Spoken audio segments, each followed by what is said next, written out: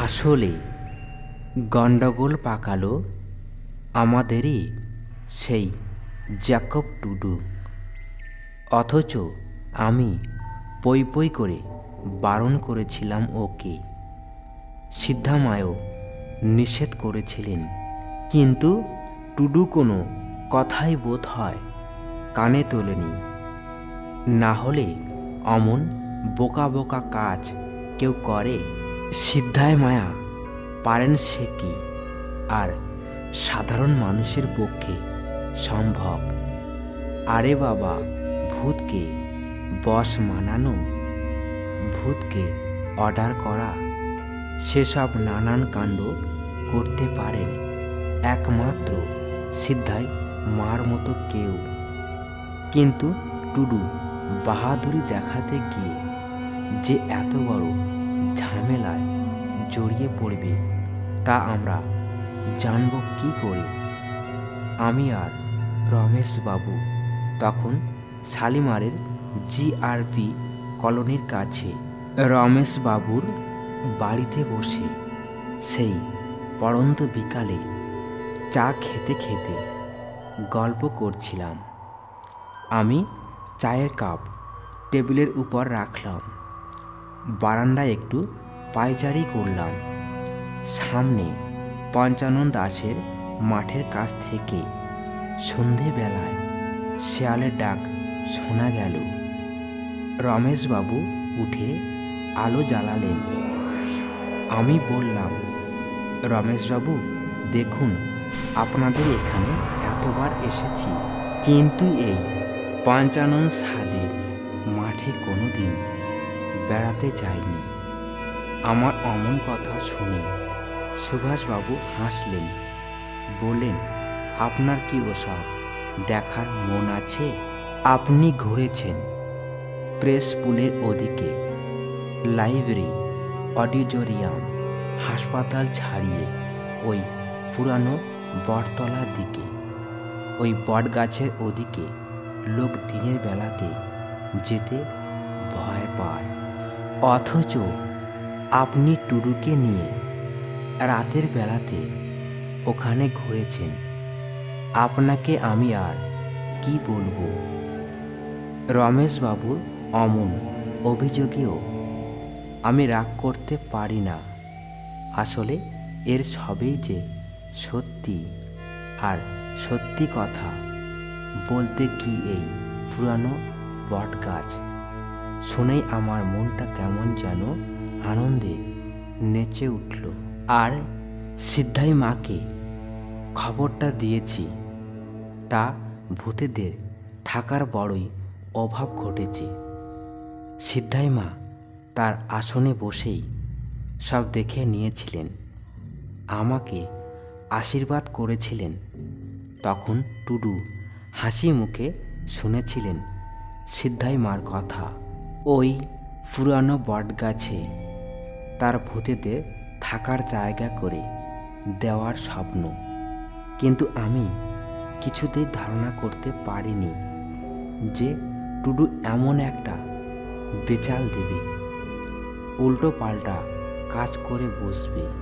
আরে বাবা, আমি যেখানে 15-20 বছর ধরে সিদ্ধাই মার কাছে গিয়ে শেখা বিদ্যা কাজে লাগাবার সাহস করিনি, টুডু ছোঁড়া সেখানে 6 মাস গিয়ে একটু আধটু শিখেই ভূত পোষার আর তাদের হুকুম করার সাহস করেছে। কিন্তু এসব হয় নাকি? সব কাজ কি এতই সোজা, এতই ছেলে খেলা? ভূত পোষা সহজ, কিন্তু ভূতকে অর্ডার দিয়ে কাজ করানো অনেক দিনের তপস্যা না করলে ফল পাওয়া যায় না, হিতে বিপরীত হতে পারে। এটা একমাত্র সিদ্ধাই মার পারে, আমিও তা পারি না। অথচ টুডু তো সেই ওস্তাদি দেখাতে গেল।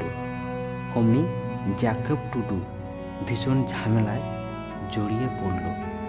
আমি রমেশবাবুকে বললাম, আমি এখন উঠি, পরে একদিন আসব, ঠিক এমনই সময় সিঁড়ি দিয়ে কার যেন উপরে ওঠার শব্দ শোনা গেল।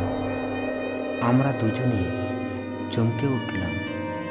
আমাদের চমক ভাঙতেই দেখি জ্যাকব টুডু উপরে উঠে এসেছে। ওর মাথার চুল উস্কো খুস্কো, দেখে মনে হলো কদিন যেন ঘুম হয়নি ওর।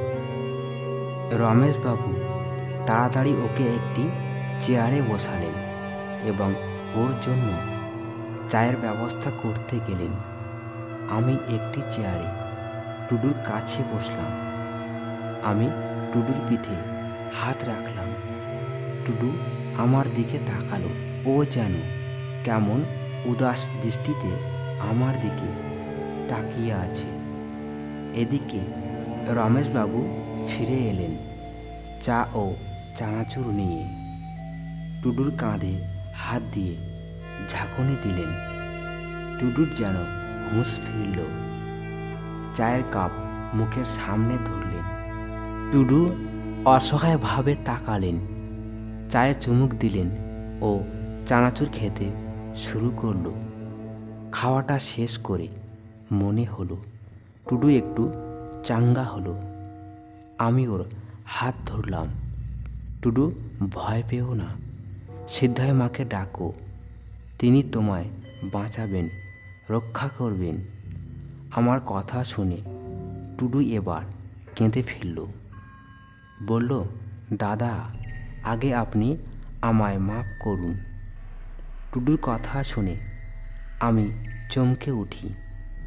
বলি, তুমি কি অপরাধ করেছ তাই জানলাম না? মাফ করার কথা আসছে কোথা থেকে? টুডু বলে, ওই ভূত। টুডু ধীরে ধীরে কথা শুরু করে। আমাদের পাড়ায় মে মাসে হরিমাত পুকুর স্ত্রী সোনামণি পেটের অসুখে মারা যান। সেই সময় পাড়াতে অনেকের রোগ হচ্ছিল। সেই সময় অনেকে এসে আমাকে ভয় দেখায়, তুই ভূত পুষিস, সেই আমাদের ক্ষতি করছে। আমি বললাম, টুডু, পোষা ভূত তো কোনো ক্ষতি করে না। তুমি ওদের অন্য কোনো কাজে লাগিয়েছিলে? আমার কথা শুনে টুডু বলে, না না, ওরা অপদেবতাকে তাড়াতে পুজো করেছে। আমাকে মোচড় দিয়ে 20,000 টাকা নিয়েছে, আরও চেয়েছে। আমি দেব না বলেছি। কথা থেকে দেব। আসলে ওরা চাইছে আমার বাড়িটা দখল করতে, আমাকে বিক্রি করতে দেবে না। আমি বললাম, তোমার এমন বিপদ, সিদ্ধাই মাকে সব কথা জানাতে পারো। আমার কথা শুনে বলে, আমার শিক্ষা শেষ হওয়ার আগেই আমি পোষা ভূতকে হুকুম করতে গিয়েছি। তার ফল তো ভালো হয়নি, দেখতেই পাচ্ছেন। রমেশবাবু বললেন, এখন তুমি কি করবে ঠিক করলে? টুডু জবাব দিল, আমি কমাস এখান থেকে পালাবো, বাবার কাছে চলে যাব দিনাজপুরে। তমার ব্লকে আমাদের বাড়ি আছে। অফিস থেকে ছুটি নেব, গোলমাল মিটলে আসবো। আর ততদিন বাড়ির চাবি আপনার কাছে থাকবে। আমি আর রমেশবাবু কিছু বলার আগেই টুডু চাবি ধরিয়ে দেয় রমেশবাবুর হাতে। গল্পটি ভালো লেগে থাকলে অবশ্যই লাইক, শেয়ার, কমেন্ট এবং এই রকমই নূতন নূতন ভূতের গল্প শুনতে চ্যানেলটি অবশ্যই সাবস্ক্রাইব করে আমাদের সাথেই থাকুন।